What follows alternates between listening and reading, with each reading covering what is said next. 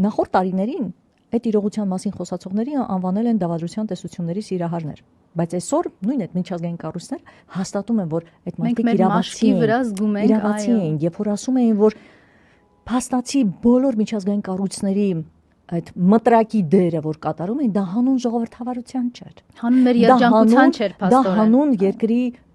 կառավարելիության, այո, 30 տարվա իշխանությունների ուղղակի թուլացման, երկրի թուլացման համար էր արվում, որպեսզի բերվի ցանկալի խամաճիկ իշխանություն, որի պարագայում ժողովրդավարություն այլևս չկա,